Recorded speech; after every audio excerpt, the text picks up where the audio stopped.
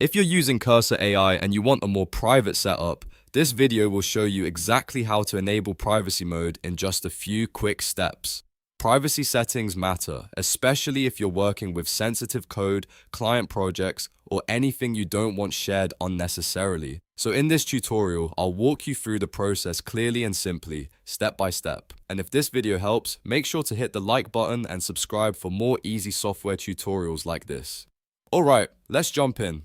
First, open Cursor AI on your computer. Once the app is open, look to the top right corner of the window and click the gear icon. That gear icon takes you into the settings menu, where you can control different app preferences. After the settings panel opens, click on General. This is where Cursor keeps a lot of its main application options, including privacy-related settings. Now scroll all the way down through the general settings until you find the privacy section. Depending on your version of Cursor, this section may appear near the bottom of the list, so keep scrolling carefully until you spot it. Once you find the privacy section, look for the drop-down menu or toggle that controls the current data sharing setting. In many cases, it will be set to share data by default. That means Cursor may be using your data according to its standard data settings. To change that, click the drop-down or toggle and switch it from share data to privacy mode. Once privacy mode is selected, Cursor should apply the new setting automatically. In some cases, you may not need to save anything manually, but it's always a good idea to double check that the change has actually taken effect. After that, you're done. You've successfully enabled privacy mode in Cursor AI.